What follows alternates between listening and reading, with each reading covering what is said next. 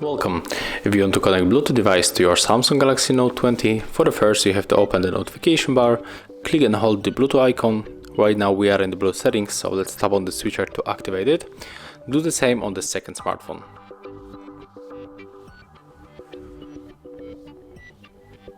Okay, and right now we have to wait until one of these smartphones just pops on the available devices, so just wait on it.